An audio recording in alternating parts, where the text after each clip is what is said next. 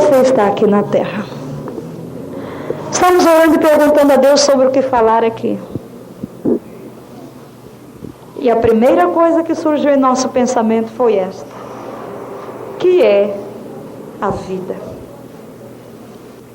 Que é a vida? E com esta pergunta, muitas respostas da palavra de Deus vêm. Que é a vida? Que é a vida do homem aqui na terra? Qual o propósito da vida do homem aqui na terra? Quanto tempo dura a nossa vida aqui na terra? O que é que nós estamos fazendo aqui na terra? A maioria das pessoas vivem na terra sem qualquer propósito. A maioria das pessoas passa cada dia na vida sem nenhum propósito. Vivem porque não há outra maneira. Não sabem fazer outra coisa senão viver.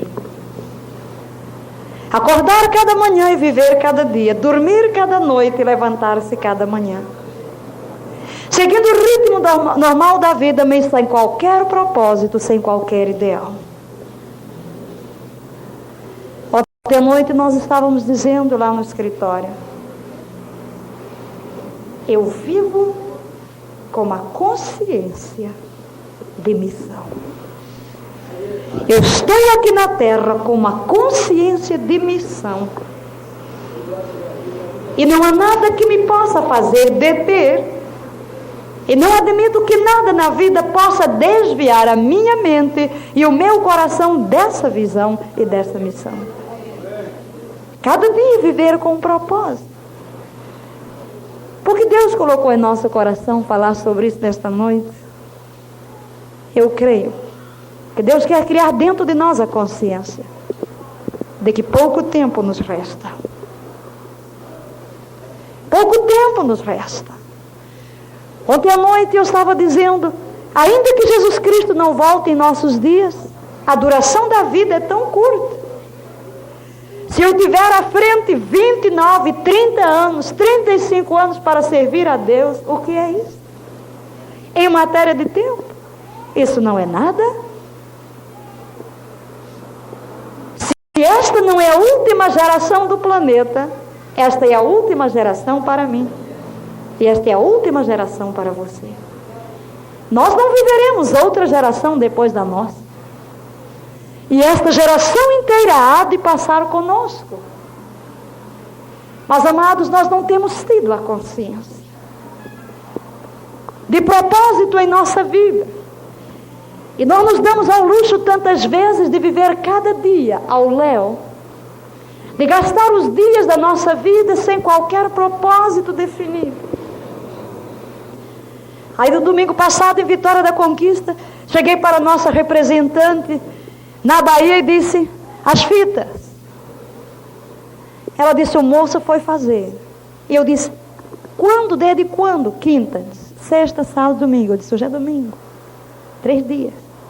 Não foram feitas, mas só precisam 2 horas. E de repente, orando, Deus começou a me mostrar o ataque que existe em volta de uma mensagem. Eu estava zangada. Zangada em meu espírito. Por quê? Há uma mensagem que cada vez vem, algo acontece. Ou o vídeo acaba, ou a luz vai embora, ou a fita acaba, alguma coisa tem que acontecer. E naquele dia o que aconteceu? A irmã que devia pressionar o botão do gravador não o fez. Simplesmente não tocou. E no fim a mensagem não foi gravada. Só foi filmada. E enquanto orava, Deus me falou claramente: é uma mensagem que deve percorrer a terra e ela não deve ser retida.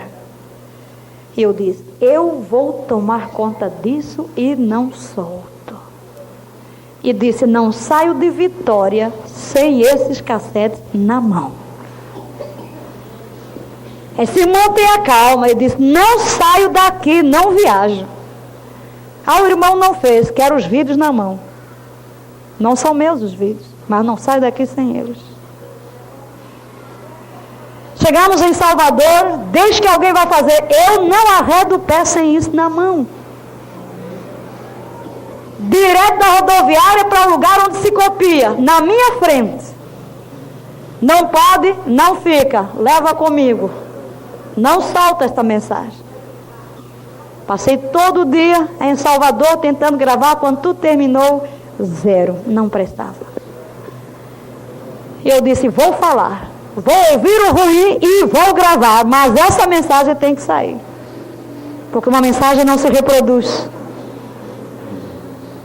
Uma mensagem não se reproduz. E trouxemos e trabalhamos até a hora de liberar e jogar dentro da fita cassete. E depois comecei a pensar, Deus, por que as pessoas não entendem que um dia representa muita coisa em termos de propósito divino? Um dia representa muita coisa. Muita gente pode ser salva num dia por uma mensagem que fica retida na mão de alguém. Quando estava em Moçambique e o comunismo entrou no país, de repente Deus moveu-se no meu espírito mostrando que era urgente colocar a literatura na mão de todas as pessoas.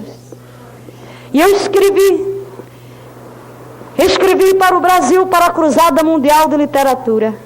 E disse, por favor, mande-nos literatura tanto quanto possível. E fiquei esperando 1 mês, 2 meses, 3 meses.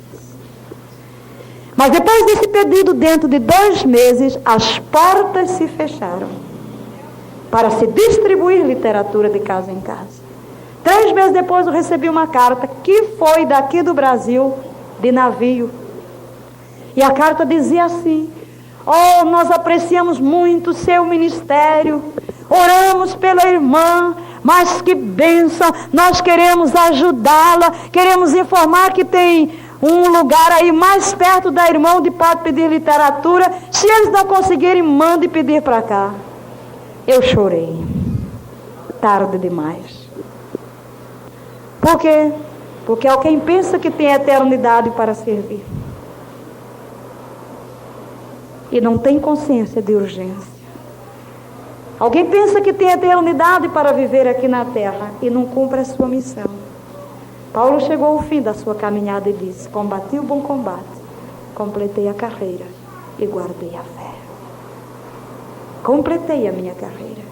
Em outras palavras, eu fiz aquilo que devia fazer no tempo que me foi dado para fazer. Jesus chegou ao fim da sua jornada e disse, Pai, é chegada a minha hora. Eu fiz o que tinha para fazer. Agora, irmão, eu quero fazer uma pergunta bem séria a você. O que você está fazendo aqui na terra?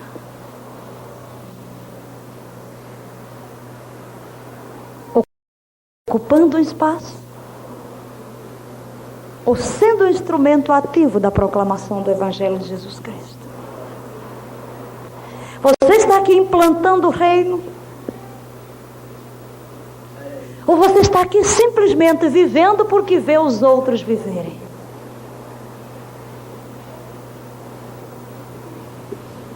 Vamos fazer uma declaração séria. Se nós não vivemos ativamente na terra para promover o reino de Deus, nós não fazemos falta aqui. Nós só fazemos falta aqui na terra se nós estamos engajados em levar essa mensagem adiante.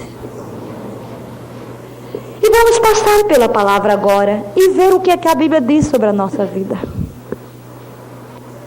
E a primeira delas, em Gênesis. Abra a sua Bíblia em Gênesis, no capítulo 3. Gênesis, no capítulo 3.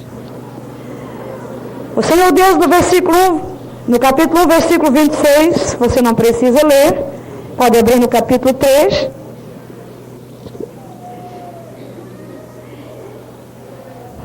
Todo mundo aqui conhece a história, nós não precisamos repetir, mas deixa aí aberto, no capítulo 3, no versículo 19. No capítulo 1, versículo 26, Deus diz, façamos o homem conforme a nossa imagem, semelhança, e tenha ele domínio. Deus coloca o homem aqui, planta dentro dele a sua vida. Deus coloca a eternidade dentro do homem. Deus coloca a sua vida dentro do homem para viver. Aleluia. para viver uma eternidade manifestando a vida de Deus. Mas todos nós conhecemos a história do pecado. E na hora em que o homem cai no pecado, note o que Deus diz no versículo 19. No suor do rosto comerás o teu pão, até que tornes a terra, pois dela foste formado, porque tu és pó, e ao pó tornarás. Leia comigo a última parte. Porque tu és pó, e ao pó tornarás. Voltarás à terra, porque da terra foste tomado. Deus deu a terra aos filhos dos homens. Irmãos, nós queremos falar nesta hora não da vida de Deus em nós, mas da duração da nossa vida aqui na terra, dentro deste corpo. Nosso espírito é imortal. Nosso espírito não se limita à vida do nosso corpo. No entanto, o nosso ministério na terra está limitado à duração da vida do nosso corpo. Só quando estamos dentro deste corpo é que nós podemos servir a Deus e fazer alguma coisa em termos de implantar o reino de Deus e mais. É aqui, enquanto esse corpo dura na terra, que o destino eterno do nosso espírito é determinado. Diga, é aqui na terra, enquanto vivo no corpo, que meu destino eterno é determinado. Amém? Portanto, existe um período limitado, não é eterno, não é imortal. A vida deste corpo não é eterna, ela é limitada. E todo o trabalho que vai determinar o nosso futuro na eternidade limita-se à duração dos nossos dias aqui na terra. Não é só a salvação, é o galardão também. Amém? A nossa salvação não é pelas obras, mas o galardão é pelas obras. Pela graça nós somos salvos, mas é pelas obras que seremos julgados para receber o galardão e as responsabilidades que Deus nos dará no seu reino. Amém? Se alguém não é responsável, não é fiel no mínimo, também não pode ser fiel no muito. Jesus Cristo está voltando. E o reino não é ficar como alguns pensam. Alguns pensam que quando nós morremos ou quando Jesus voltar, você está indo para o céu e fica lá sem fazer nadinha, né? Só vendo o vento passar, assim, uma vida bem calma. Pensa que não vai fazer nada. Quando pensa, eu vou descansar. Descansar de quê? Quando o pecado veio, o trabalho não foi a maldição. Trabalho não é maldição, trabalho é bênção. A maldição é o cansaço que o trabalho provoca. Mas Jesus diz, meu Pai trabalha até agora e eu trabalho também.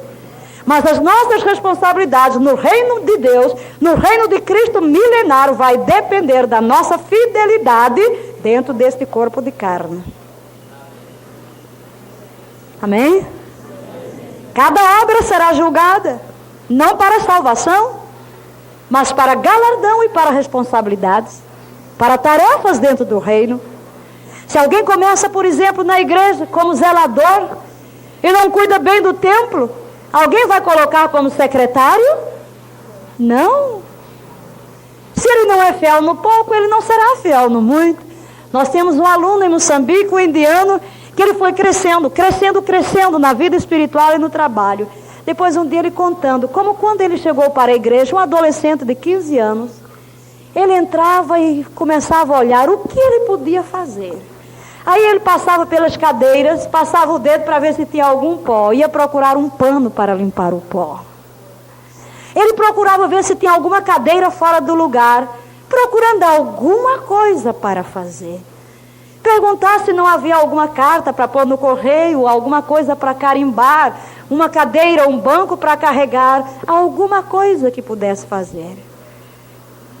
Com 18 anos, ele chegou a ser o moderador da igreja. Porque começou a servir nas pequenas coisas.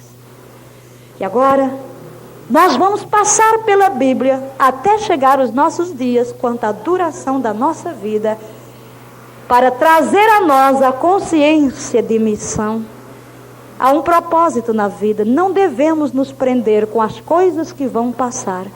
Tudo ficará. Tudo ficará aqui. Tudo que construímos na terra será destruído conosco. Só o que se constrói para a eternidade permanecerá. Só a palavra de Deus permanece para sempre. Só. Todo o resto fica. Você pode passar a vida costurando. Toda a roupa fica aqui e vai ser queimada. Pode passar a vida construindo prédios. Todos os prédios serão destruídos. Pode passar a vida consertando a eletricidade como eletricista. Mas disso não precisaremos mais. Pode passar a vida a fazer sapatos. Mas tudo ficará destruído.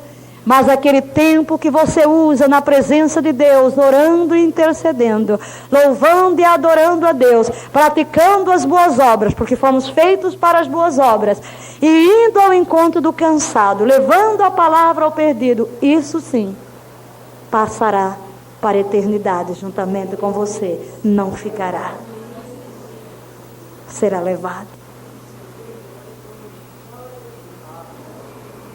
Toda obra que Deus faz na terra é através de pessoas como você e como eu. Mas se Ele só faz alguma coisa na terra através de alguém que ainda tem corpo, vive. E aqui está, irmãos. Deus criou o homem para a eternidade. Mas o pecado limitou a duração da vida do homem. Por quê? Eu pergunto. Se o homem vivesse para sempre nesta terra, seria isso uma bênção? No estado em que nós vivemos? É? Não. De modo nenhum. É uma grande bênção que o homem morre, porque senão não havia solução para nós. Pelo menos nós temos hoje um caminho aberto. Pela morte nós entramos na vida. Esse corpo destruído, este corpo amaldiçoado e o novo corpo glorificado, o novo corpo celestial nos permitirá viver a eternidade com Deus. Então quando Deus chega e diz para o homem, tu voltarás à terra, Ele não está falando do seu espírito, Ele está falando do seu corpo. Tu voltarás à terra, porque foste tomado da terra, tu és pó e ao pó has de voltar. Tu quem? Não o espírito que nele está, mas o corpo que transporta o seu espírito. Tua vida na terra será limitada. Mas, irmãos, essa vida limitada do homem nos parece uma eternidade. Abra no capítulo 5. Passe as páginas, aliás. Capítulo 5. Versículo 1. Este é o livro da genealogia de Adão. No dia em que Deus criou o homem, a semelhança de Deus o fez. Homem e mulher os criou, os abençoou. Ele chamou pelo nome de Adão. No dia em que foram criados. Viveu Adão 130 anos. E gerou um filho à sua semelhança. Quem hoje gera um filho com 130 anos? Com 130 anos nem vive mais na terra. Adão gerou um filho com 130 anos e lhe chamou Sete. Depois que gerou a Sete, viveu 800 anos. E durante estes 800 anos teve filhos e filhas. Quantos? Não sei. A tradição diz que ele teve 27 filhos e 33 filhas. A tradição hebraica. Não sei. Mas só diz que gerou filhos e filhas. E esse é um entre parênteses, por causa da curiosidade de muita gente que não lê a Bíblia. Pergunta, quem foi a mulher de Caim? Porque dizem assim, Adão só teve Caim e Abel. Caim matou Abel. Com quem Caim casou? Mas o texto aqui, veja que nem fala mais de Caim e Abel. Já está falando apenas de Sete, que veio substituir Abel. E diz o texto que ele gerou, durante estes 800 anos, filhos e filhas. Quantos? Se a tradição estiver certa, gerou 60. Provavelmente gerou muitos filhos, porque a ordem de Deus para Adão foi: crescei, multiplicai-vos e enchei a terra. No começo, naturalmente, os irmãos casavam entre si. A mulher de Caim podia ser uma irmã ou uma sobrinha. Mas isso é uma curiosidade, fechamos o parênteses. O que queremos mostrar é a duração da vida. Adão. Os dias todos da vida de Adão, verso 5, foram 930 anos e morreu. O homem não sabia como morrer. E levou 930 anos para aprender a morrer. E a duração da vida era praticamente 1 milênio. O homem tem uma vida longa. Nós queremos ler apenas 3 neste capítulo. Desses versículos, vamos pular, vire a página na sua Bíblia para o versículo 21. Enoque viveu 65 anos e gerou a Metusalém. Andou Enoque com Deus, diga, Enoque andou com Deus. E depois que gerou a Metusalém, viveu 300 anos e teve filhos e filhas. Todos os dias de Enoque foram 365. Aí você diz, mas baixou muito. 930 para 365, mas nota, Enoque não morreu. Esse é o primeiro homem na Bíblia de quem se fala que andou com Deus. Glória a Deus. E Enoque andou tanto com Deus que um dia não encontrou de volta o caminho para casa. E foi embora para a casa de Deus. Desapareceu. E é isso que diz o versículo seguinte. Andou Enoque com Deus e já não era. Porque Deus o tomou para si. E é exatamente o filho de Enoque, Metusalém, aquele que teve a maior vida. O maior número de anos na terra. E você vê isso logo aí no versículo 27. Todos os dias de Metusalém foram 969 anos e morreu.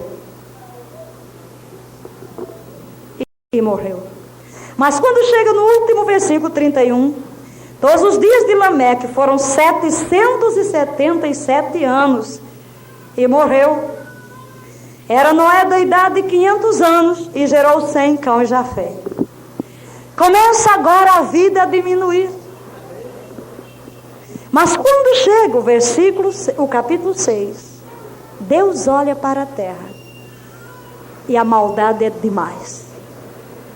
Imagina os irmãos, um homem perverso vivendo 900 anos na terra. Que desastre ele não faz? Não é verdade? Imagine um macumbeiro vivendo 800 anos na terra. Imagine um assassino aqui vivendo 500 anos. Deus olhou para a terra e viu que estava tudo uma corrupção terrível.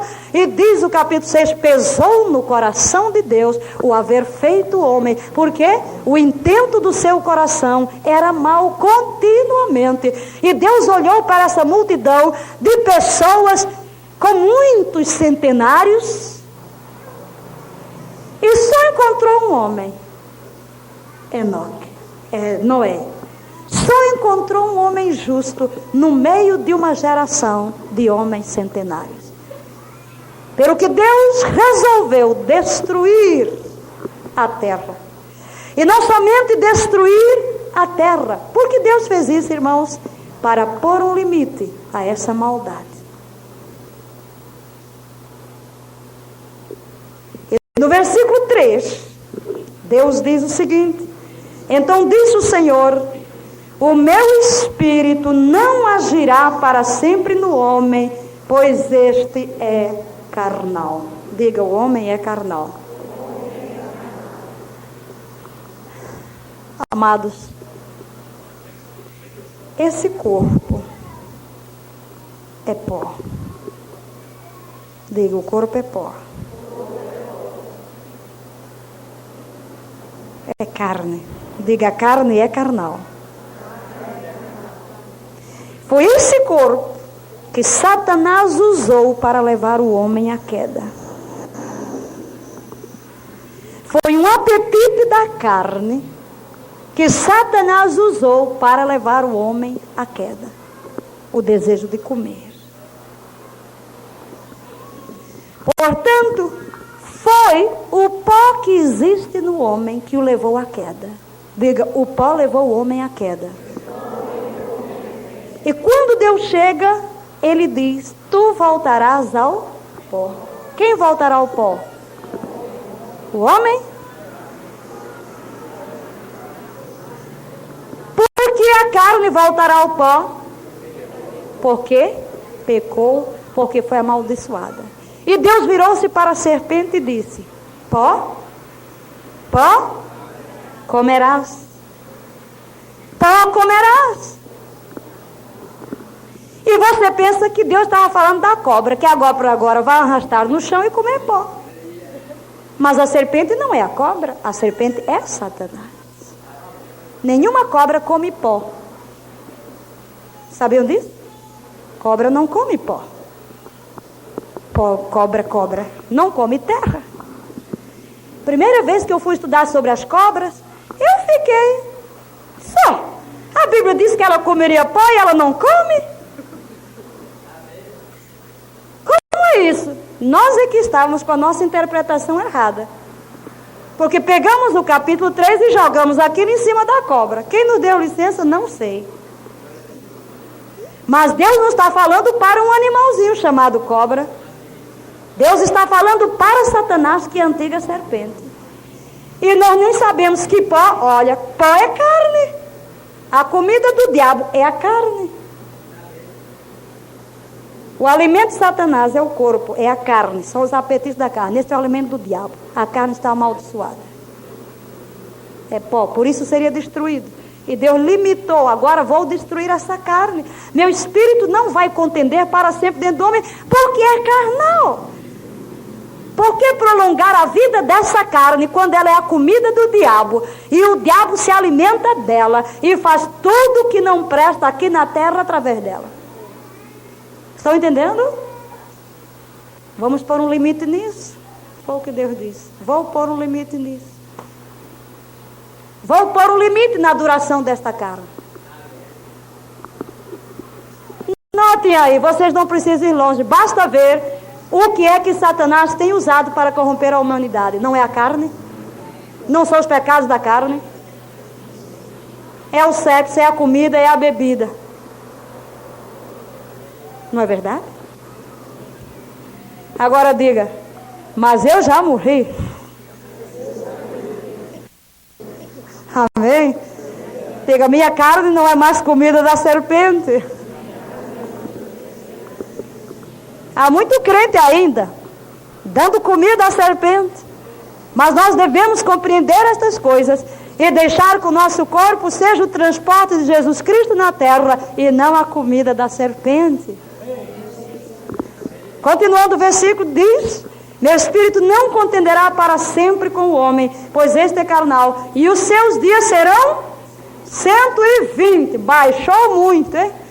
De 965 para 120. 120 anos agora é a duração da vida do homem. Não vai ter tanto tempo para pecar. Agora note, meus irmãos, que durante este período Deus não tem aliança com o povo. Deus não tem seus profetas na terra. Deus não tem a palavra escrita na terra. Satanás é o senhor desta terra. Satanás é o príncipe deste mundo. E então Deus vai começar tudo de novo com uma nova família, a família de Noé. Mas o que acontece com Noé? Noé, depois de ser salvo, depois de descer da arca, depois de chegar numa nova terra, só ele com os 3 filhos, nós podíamos pensar, agora vai haver uma geração de homens santos.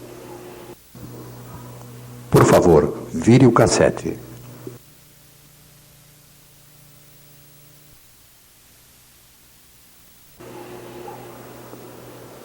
Primeira coisa que Noé faz, fica bêbado. Lá vai a carne. Depois se despe. Lá vai o filho, gozando dele. Já entra a maldição, já bagunça tudo de novo. Por quê? Porque o homem é carnal. Deus teria um plano, Jesus Cristo um dia viria para destruir essa carnalidade dentro de nós, matar o pecado em nosso espírito e plantar em nós a sua vida, para que nascêssemos de novo e pudéssemos viver a vida de Deus na terra. Mas muitos anos se passariam até que isso pudesse acontecer. Agora, quando é a vida baixa, e vamos agora, o que acontece? Baixou. Jó, no capítulo 7, versículo 7, ele disse a Deus: lembra-te que minha vida é um sopro. Diga, a vida é um sopro. O que isso quer dizer? A vida é rápida. Pergunta aos irmãos: um ano na sua vida dura muito? Você acha que um ano é um período longo? Eu não sei se isso acontece com vocês. Quando eu abro os olhos, o ano já acabou. Começou. Você não tem uma sensação de que os anos parecem que estão diminuindo? Você tem essa sensação também? Eu pensei que fosse só eu. Parece que os anos estão diminuindo. Mal começou o ano, já acabou. A vida é um sopro. Ela corre rapidamente. E no Salmo 89, vamos parar lá. Salmo 89, 47. Vamos dar um passeio na Bíblia. Salmo 89, louvado seja Deus. Salmo 89, 47. Lembra-te de como é breve a minha existência, pois criarias em vão todos os filhos do homem? Que homem há que viva e não veja a morte? Ou que livre a sua alma das garras do sepulcro? Todo homem tem de morrer. Diga, a vida é breve. Lembra-te, Deus, diz Davi, que é breve a minha existência.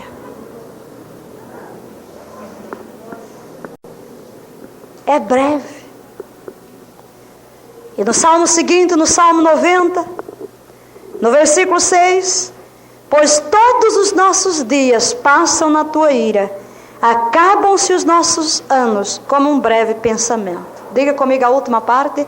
Acabam-se os nossos anos como um breve pensamento.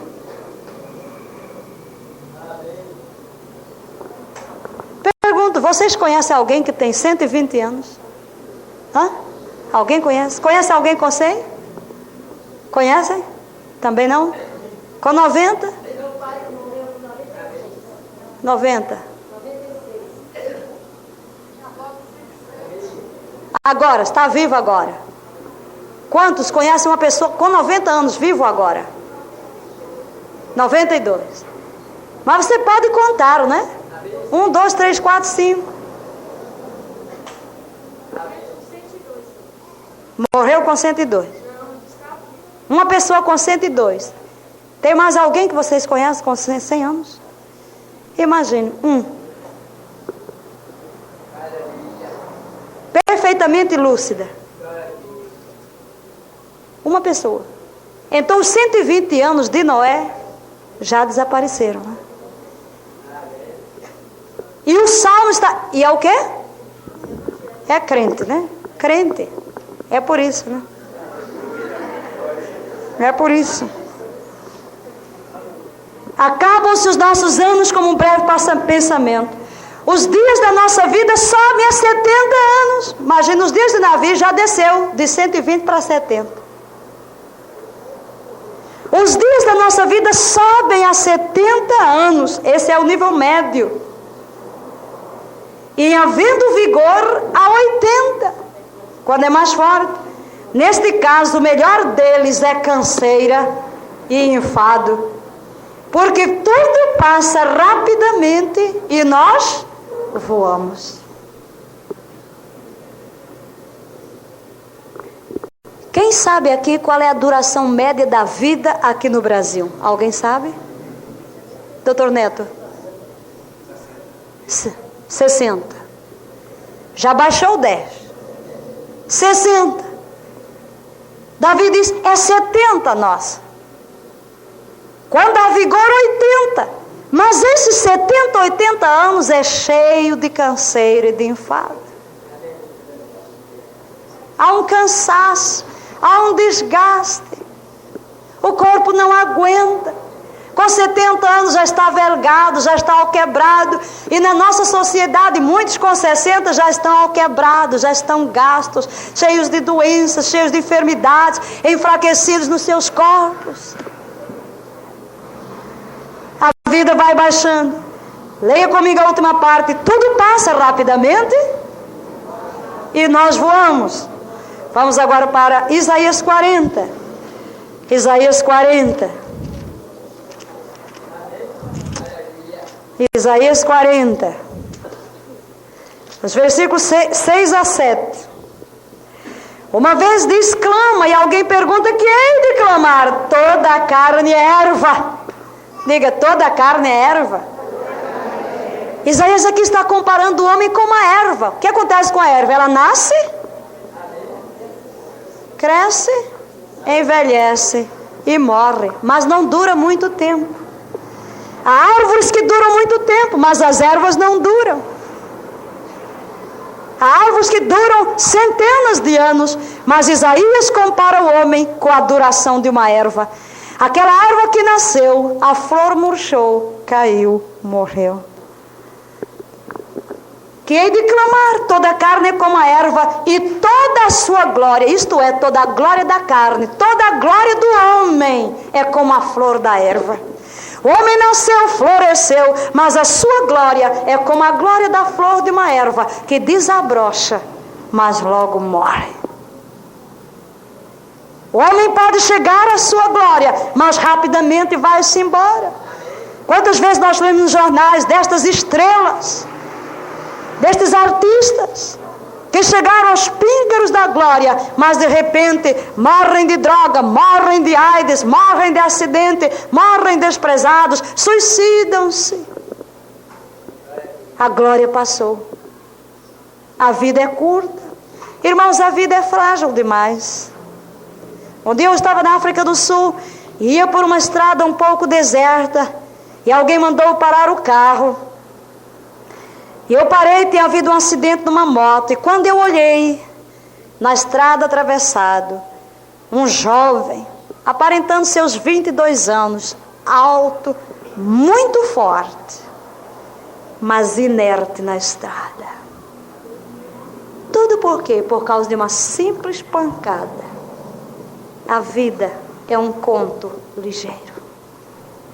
A vida desta carne é frágil demais. Alguém chega e dá um tiro, para dar um tiro. O que acontece? Logo você tomba. Lá em Moçambique, um dia recebi um telefonema, uma senhora começou a brigar, o marido começou a brigar com a senhora, ela correu para dentro de casa, trancou-se, ele bateu na janela para quebrar o vidro, quebrou o vidro, cortou o pulso. E ficou chamando, mas ela não saía porque pensou que ele queria bater nela. E quando saiu, que levaram para o hospital, em 10 minutos aquele homem forte já tinha partido. Isso fala da fragilidade da vida. A fragilidade desse corpo humano. Alguém cai na água e rapidamente se afoga. E de repente foi-se. Passou, todos nós conhecemos histórias como essas. Porque a vida é como a erva, seca-se a erva e cai a sua flor. Mas a palavra do nosso Deus permanece eternamente. Leia isso comigo, verso 8. Seca-se a erva e cai a sua flor, mas a palavra do nosso Deus permanece eternamente. Louvado seja Deus. Meu corpo pode passar, mas a palavra viva que é Jesus habita dentro de mim, e essa palavra não morrerá. Ela permanece para sempre. Esse é o sentido da vida. E enquanto essa palavra permanece em mim, durante os dias da minha vida neste corpo, essa palavra deve ser expressa através deste sopro, através deste canto ligeiro, através dessa existência tão breve, através desta erva e desta flor que vai cair e que vai morrer. Tudo passa, mas a palavra permanece. E se tudo passa e a palavra permanece, qual é a consciência que eu devo ter das coisas? Que a duração da minha vida neste corpo é breve. E eu tenho uma missão na terra, é transmitir aos homens a única coisa que permanece, a palavra de Deus.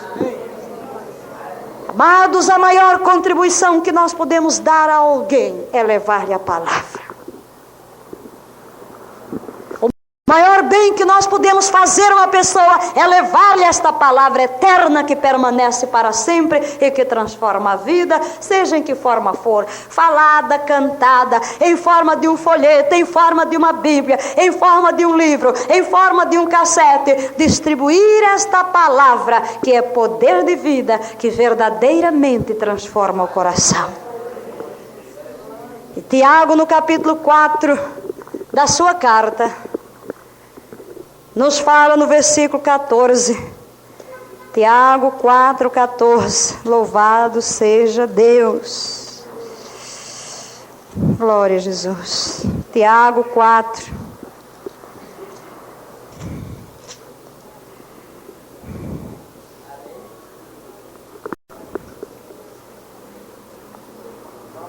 vós não sabeis o que sucederá amanhã, que é a vossa vida.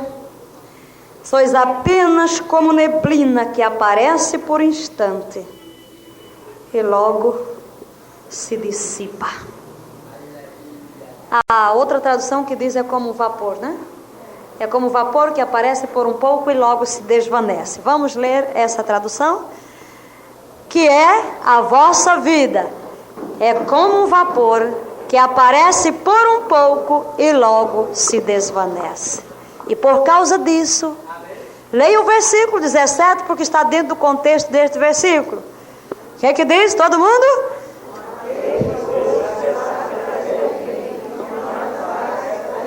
Toda outra vez. Aquele, pois, que sabe fazer o bem e não faz, comete pecado. Esse está dentro do contexto da duração da vida. Se a minha vida é um conto ligeiro, se eu passo rapidamente, se eu estou voando, se eu sou apenas como um vapor que passa e logo desaparece, mas se eu, dentro deste corpo, sou o canal através do qual Deus vai agir na terra, se durante estes dias dentro do meu corpo é o tempo que Deus me deu para me preparar para a eternidade, então, se eu sei o que devo fazer e não faço, eu estou cometendo pecado. Amém? Irmãos, estes são os últimos dias. E como eu gostaria de poder transmitir, se eu pudesse, arrancaria o meu coração e daria a cada pessoa, juntamente com a revelação que Deus me deu, para arder no coração de cada pessoa que cada dia da sua vida é importante. E que cada dia está dentro de um propósito. E o que eu não fiz hoje, não posso fazer amanhã. Nós ficamos amarrados em tantas coisinhas tão pequenas, tão insignificantes, tão sem sentido, quando temos a eternidade diante de nós. Nós temos uma vida tão curta neste corpo e ficamos envolvidos em pequenas brigas, em pequenas questiúnculas, em coisas sem sentido nenhum. Ainda ontem eu ouvi uma coisa e eu saí e disse: Deus, abre os olhos do teu povo. Uma certa denominação, a cúpula se reúne e veio uma ordem para todos: nenhum pastor pode servir a uma outra denominação. Ou se define, sai dessa ou vai para lá. Mas você está construindo o reino para você, ou você está aqui para estabelecer o reino de Deus? Jesus Cristo está voltando. Desse jeito eu não podia estar aqui na igreja da fé. Não posso, não é a minha denominação, e daí? Hoje eu sou da igreja da fé. Eu sou aquilo, no dia em que eu estou na igreja da fé, eu sou da igreja da fé. Quando eu entrar na igreja batista, eu sou batista. Quando entrar na assembleia, eu sou assembleiana. Quando entrar na metodista, eu sou metodista. Quando entrar na presbiteriana, eu sou presbiteriana. Não é filho de Deus? Não é o reino de Deus? Jesus Cristo está voltando. Nós vamos trabalhar todas as igrejas da fé, pentecostais, batistas, metodistas, eu sei lá, todos os nomes que os homens inventaram para construir seus reinozinhos. Tudo isso vai desaparecer. Então nós devemos ter consciência destas coisas e não deixar que o diabo nos leve a canalizar as nossas energias numa outra direção, mas a canalizar as nossas energias para construir o reino de Deus na terra, implantar o seu reino, implantar a sua palavra, levar essa palavra até que verdadeiramente o mundo seja sacudido por ela. Amém, irmãos? Nós estamos aqui vivos com uma oportunidade, com uma possibilidade. É por isso que estamos aqui. Se não for por isso, nós podemos partir. Desculpe. Aí então eu disse a Deus: Senhor, eu gostaria de partir. Isso me seria muito melhor. No entanto, não é melhor para o mundo? Porque é uma mensagem para proclamar. Para o mundo não é melhor. E foi exatamente isso que o apóstolo Paulo disse. Eu estou num dilema. Porque partir e estar com Cristo ser-me-ia muito melhor. Mas por causa de vós, é melhor que eu fique. É melhor que eu fique. Eu não sei porque ontem falei muito destas coisas. Não há tempo para perder. Às vezes eu dizia aos meus alunos: se você não quer servir a Deus, não tome o meu tempo. Eu não vou investir na sua vida se você não quer servir. Há muita coisa para fazer no mundo. Não venha tomar o meu tempo para conversar bobagem. Não venha tomar meu tempo para falar mal de ninguém. Não venha me procurar para desviar daquilo que Deus mandou fazer na terra. A vida é curta, muito curta. O tempo é curto e a obra é grande demais. Há uma obra grande demais para fazer. Não podemos nos desviar de coisa alguma. Amados irmãos, nós não estamos nem ensinando nesta noite. Nós estamos tendo uma conversa aqui com os irmãos. Um bom exercício é cada dia, ao colocar a cabeça sobre o travesseiro, voltar atrás e fazer uma análise. Como vivi este dia? Como gastei as horas do dia que Deus me deu? Que fiz? Que disse? O que Deus realizou através de mim? Deus não tem outra boca senão a sua.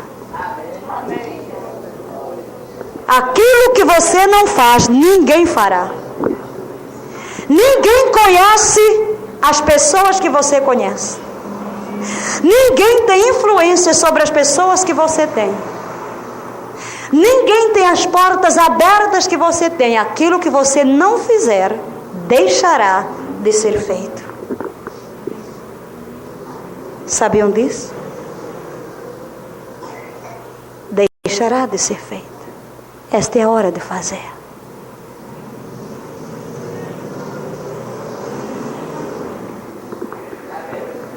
O pastor me telefonou e disse assim: quero falar com a irmã. Pode agora? Sim. Disse assim: tem que ser agora.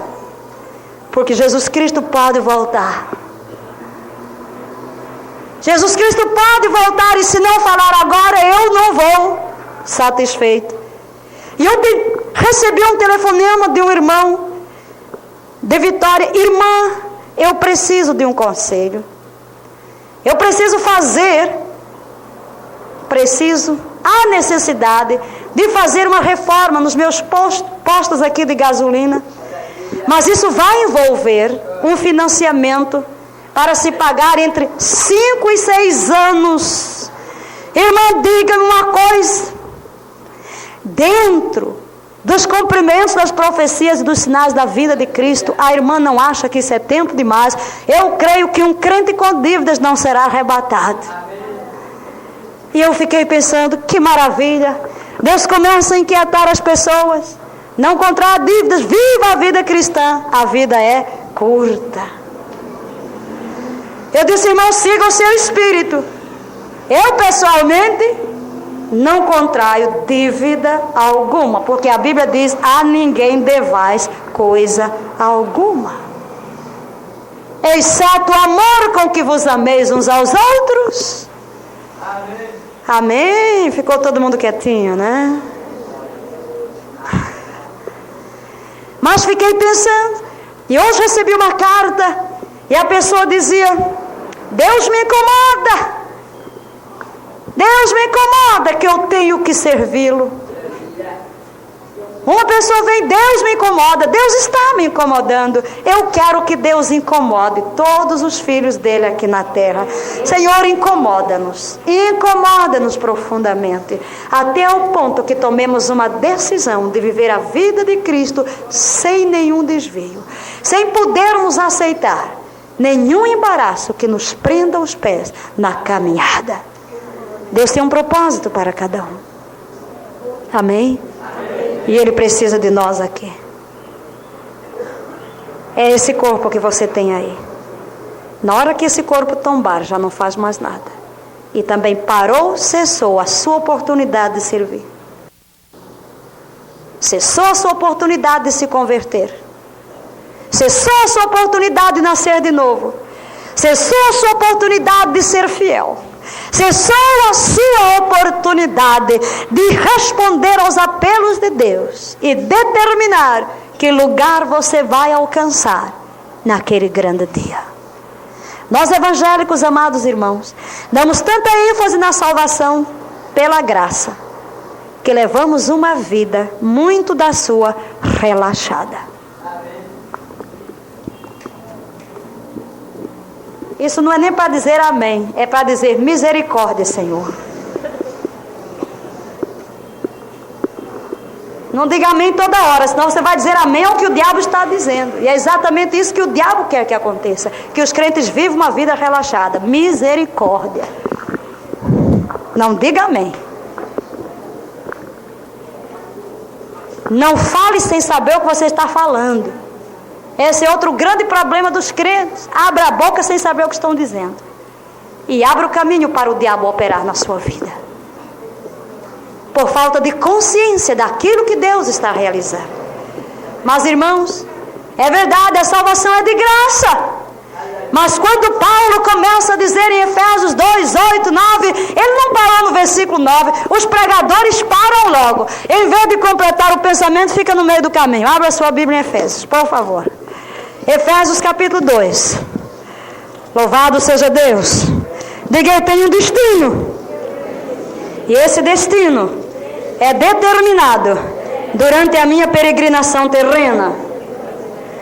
Efésios 2, já encontraram? Começando verso 8. Porque pela graça sois salvos. Todos juntos.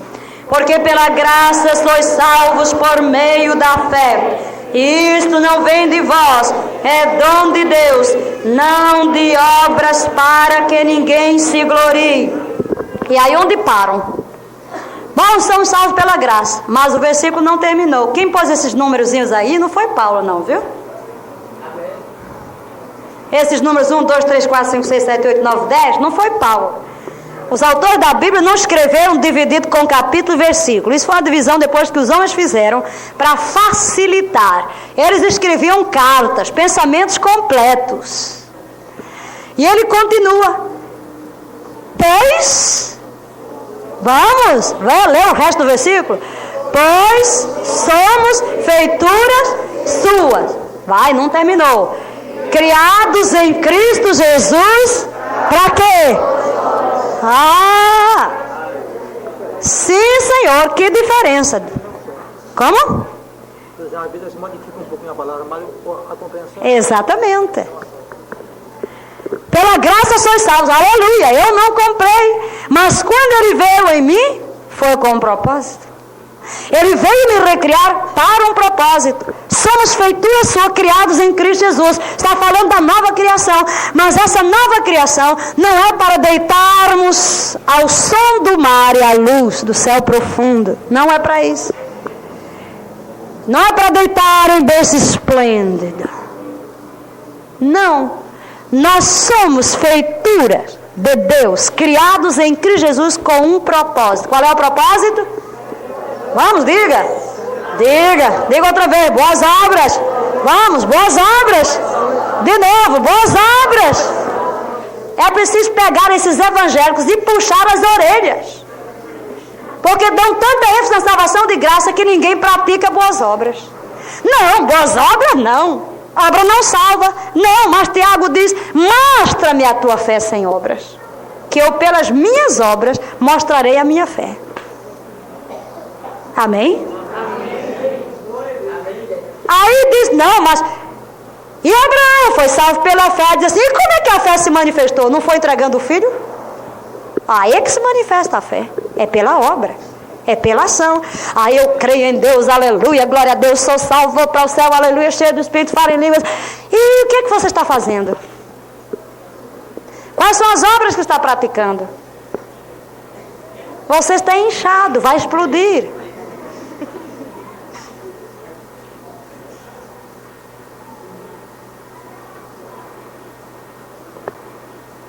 Nós estamos aqui nesse corpo, criados em Cristo Jesus para implantar um reino, irmãos. Amém? Estamos aqui para implantar um reino. E o Espírito de Deus se move para criar dentro de nós essa consciência. Você sabe para que o Espírito Santo vem sobre nós? Você sabe para que o Espírito de Deus está sendo derramado? Sabe para que é batismo no Espírito Santo? Sabe para que é? Não é só para dar glória a Deus, aleluia, se regozijar na presença de Deus e ter um bom tempo de bênção. Ah, eu estou tão abençoado, glória a Deus, que bênção, que bênção, que bênção. E daí?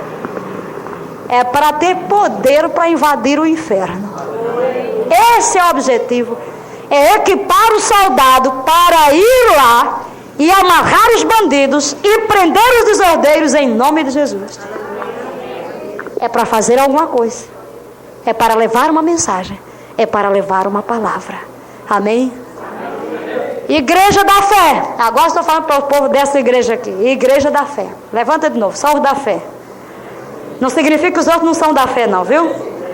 Obrigada. Todo mundo aqui é da fé, amém? Os irmãos estão aqui com um propósito. Não é para vir aqui esquentar o banco da igreja cada domingo, não é isso. Se uma igreja não cresce, ela falhou o seu propósito.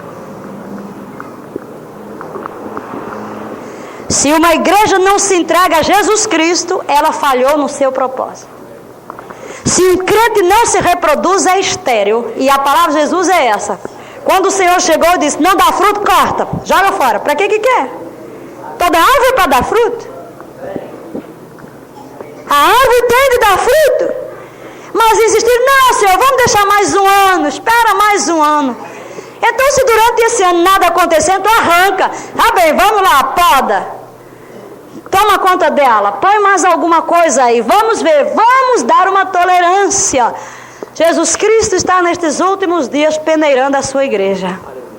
Amém? Cada um de nós aqui.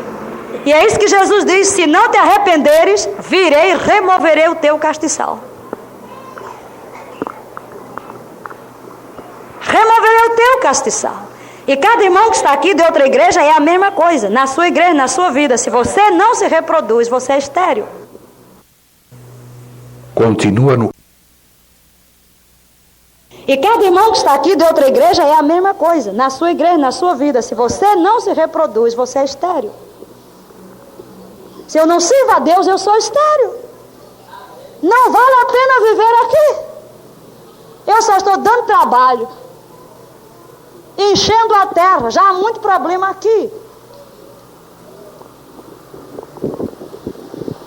Nós não entendemos as coisas no mundo do espírito, por isso somos muito sentimentais ao tratar de algum assunto.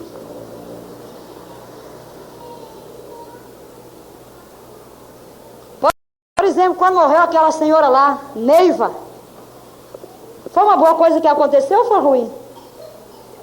Hein? Irmã, não diga que foi boa, pois eu digo que foi. Porque se alguém não vai se entregar a Cristo e ser canal de Deus, e deliberadamente vai ser canal do diabo, vá-se embora daqui que não faz falta nenhuma. Porque os reinos desta terra são do Senhor Jesus Cristo. Amém? E nós estamos aqui exatamente para implantar o reino de Deus. Estamos aqui para implantar o reino de Deus, para realizar a obra de Deus. E se uma igreja não cumpre a sua função, ela só está perdendo tempo. Virou clube. Uma igreja que não cresce virou clube. vai degenerar-se em muita coisa, aí cada um vai falar mal da vida alheia, cada um vai policiar a vida do outro, cada um vai se meter na vida do outro, vai ser uma coisa... Olha, eu não sei, não conheço os irmãos, nem a igreja, eu estou falando aqui, está vindo dentro de mim, viu? Eu não sei de nada daqui, nem o irmão ali falou, nem conheço ninguém aqui, não conheço a vida de ninguém, estou falando aquilo que vai subindo em meu espírito, né? O que acontece? Quando você fica fechado, sem realmente cumprir a sua função, sem entender a sua missão, então o diabo vai dar uma outra ocupação. Você vai se envolver numa porção de coisas, canalizar a sua energia para o outro lado, criando um problema para cá, criando um problema para lá. Todo mundo quer uma visita do pastor para nada, não é só para bater papo, como se a vida do pastor foi chamada para bater papo com os membros das igrejas, para trocar as suas fraldinhas, né? Não, não foi isso, não. Nós nascemos para crescer, para produzir o fruto. Diga amém. A minha oração é que o Espírito de Deus nos faça parar e perguntar: o que estou eu fazendo aqui? Que tipo de vida estou vivendo?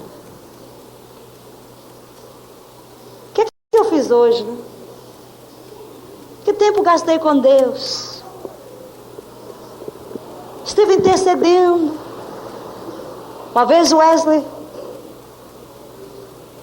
Moody, não é Wesley, chegou num lugar, numa cidade, e começou a pregar. Ele era um evangelista, e quando pregou a palavra e fez o apelo, eram umas 400 pessoas, todos ficaram de pé para se entregar a Jesus. Ele diz: não entenderam. Não entenderam o apelo. Aí ele explicou de novo o que era seguir a Cristo, colocou o apelo mais duro, mais forte ainda. Aí disse: é isso que eu estou falando. Então, os que querem verdadeiramente, sentem-se agora. Todo mundo sentou. Ele disse: não é possível, não entenderam. Aí explicou de novo e agora fez diferente.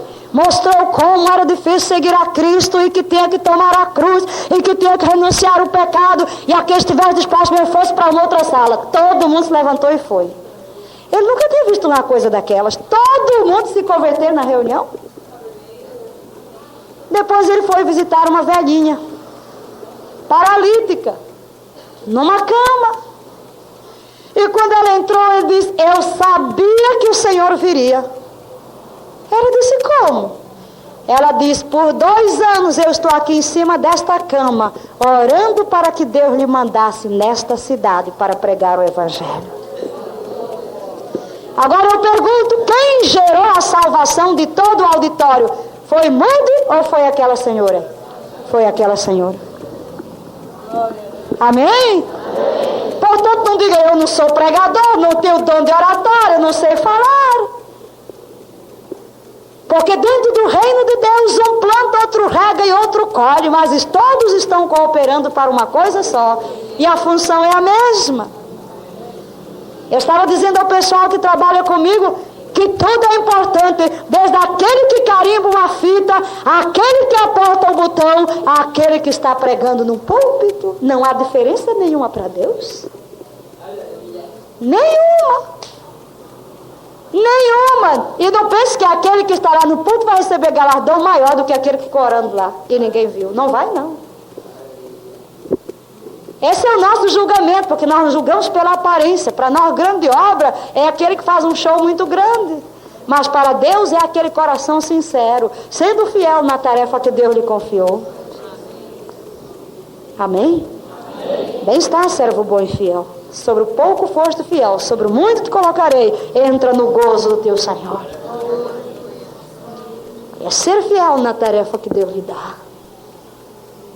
Não é querer fazer algo que Deus mandou outro fazer, porque isso nos traz um sério problema.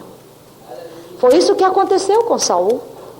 Saul foi ungido para ser rei. O que é que ele fez? Estava à espera de Samuel para oferecer o sacrifício. Samuel demorou. Ele pensou: eu sou rei, por que não posso também oferecer o sacrifício? Quem é o maior? O rei ou o sacerdote? Nenhum é maior do que o outro. Nenhum é maior do que o outro. Se Deus ungiu alguém para ser rei, sua função é ser rei. E o que agrada a Deus é ser rei. Se Deus ungiu alguém para ser sacerdote, o que agrada a Deus é que ele funcione como sacerdote. Mas o rei meteu-se na função de sacerdote e ofereceu sacrifício. E quando Samuel chegou, disse: que fizeste? O reino foi tirado de ti. Ele diz: eu esperei. O povo começou a se dispersar e eu pensei: todo mundo vai embora, então eu vou logo sacrificar. Meteu-se a fazer o que Deus não chamou. Não conta com a bênção de Deus. E depois, quando termina a guerra, qual foi a ordem do Senhor? Destrói tudo. Gado, ovelhas, tudo. Não traz nada. Quando Samuel chega, diz: então, cumpri a ordem do Senhor. Teu servo cumpriu a ordem do Senhor. Diz assim: esse balido daí que eu estou ouvindo de ovelhas, que é isso? Ah, teu servo poupou o melhor das ovelhas para oferecer sacrifícios ao Senhor teu Deus. E o Senhor tem prazer em holocausto? Samuel diz: o Senhor tem prazer na obediência mais do que no sacrifício. Se Deus disse: destrói as ovelhas, não é para oferecer sacrifício com as ovelhas, é para destruí-las mesmo. Porque o que agrada a Deus é a obediência, não é você passar o pé adentro das mãos e fazer aquilo que Deus não lhe mandou fazer. Amém? Amém. Estou ouvindo o servo de Deus, que já teve pelo menos 6 encontros com Jesus em visão aberta. E uma das coisas que Jesus disse numa destas visões foi esta: há muitos que morrem prematuramente por se desviarem da missão. Há muitos que morrem prematuramente por se desviarem da missão. E aconteceu um caso nos Estados Unidos de um homem que era tremendamente usado por Deus como evangelista e na área de cura. Muitos paralíticos, muitos cegos. Mas era um tremendo trabalho. E ele de repente resolveu ser mestre, começar a ensinar. E Deus mandou aquele profeta de Deus, a quem me referi, dizendo: esta é a palavra do Senhor, você fique na sua função, do contrário você vai morrer. Vai morrer por quê? Porque quando você sai debaixo da proteção de Deus, você se expõe ao inimigo que já lhe odeia. Mas ele não quis ouvir nenhum dos seus colegas. E Deus um dia revelou que ele morreria no Natal daquele ano. E Deus falou com outro servo seu e disse: vai falar a fulano e diga que ele está em perigo. Mas ele não quis ouvir aquele servo. E exatamente isso aconteceu. Na data em que Deus revelou, ele partiu. Partiu por quê? Porque era o tempo? Não. Por causa da desobediência. Não estava ocupado no trabalho de Deus? Estava. Mas não foi o que Deus mandou fazer. Amados, qual é a duração da nossa vida? Davi disse 70 anos. Qual é a duração da nossa vida? Nós poderíamos até reivindicar 70 anos como a duração da nossa vida. Quantos anos cada um de nós aqui tem pela frente? Eu não sei. Mas uma coisa eu sei: nós não teremos outra vida para viver neste corpo. É só esta. Nós não teremos outra oportunidade de servir. Nós não teremos outra vida para viver. Nós só temos esta. Não teremos outro dia. Nós só temos este. Cada dia que passou foi mais um dia que se foi. Mais próximos estamos da volta do Senhor. E o que passou já não voltará. As oportunidades que perdemos de servir, as oportunidades que perdemos para crescer, não voltarão mais. Aquilo que eu não fiz ontem, hoje não posso fazer. Cada dia, no entanto, há uma nova chamada de Deus. Deus é o Deus da segunda oportunidade. E é por isso que no caso de Jonas, Deus disse: vai a Nínive. Ele foge para Tarsis. Mas lá das profundezas, quando está à beira da morte, ele clama ao Senhor. E Deus o livra. E segunda vez Deus disse: levanta-te e vai a Nínive. Por que Deus faz isso? Deus queria poupar um povo, mas Deus não tem outra boca senão a nossa boca. Deus olhou para o coração de Nínive, Sabia que eles se arrependeriam. Mas como ouvirão se não há quem pregue? Amados irmãos, nós pensamos que o mundo é tão duro. Mas nós vamos descobrir que o mundo está mais preparado para receber a Cristo do que nós pensamos. O que acontece é que o mundo não vai se convencer com um tipo de cristianismo que não manifesta o poder de Deus. Mas se você conhece verdadeiramente a Jesus e o leva aos homens, eles desejarão conhecer o Cristo que veio na sua vida. Amém? Olharão para você e dirão: eu quero este Cristo. Quantas vezes você pensa que o povo de Deus é duro, mas quando você traz a palavra de Deus e torna Jesus Cristo real, o povo há de responder. O povo quer seguir este Cristo que ele vê reproduzido na sua vida. Amém? Então, esquecendo das coisas que para trás ficam, se há que arrepender, vamos nos arrepender. Vamos olhar para trás e arrepender-nos daquilo que não foi feito. E dizer: Deus, hoje tenho uma nova oportunidade, eu quero te servir. Rejeitamos tantas vezes. Por quê? Por causa da nossa preguiça, da nossa indolência, da nossa insensibilidade, ou da nossa timidez, ou dos nossos problemas emocionais, ou dos nossos traumas. Nós nos fechamos em vez de avançarmos. E Deus nunca nos pode confiar uma tarefa grande se não somos capazes de responder às pequenas. E há muitos nós que querem entrar no ministério, mas querem entrar reinando. Querem começar sendo líderes, mas não querem aprender a ser servos. No entanto, antes que Josué se tornasse o líder do povo, ele servia a Moisés. Antes que Eliseu se tornasse o profeta que foi, ele serviu Elias. Ninguém poderá chegar a receber a responsabilidade de conduzir o povo de Deus se ele mesmo não foi conduzido. Amém, irmãos?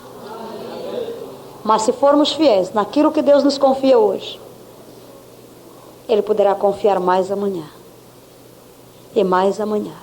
E como Deus precisa, irmãos, eu só queria poder passar. Eu sei que não posso fazer isso. Se o Espírito de Deus não fizer, Valnice não pode fazer.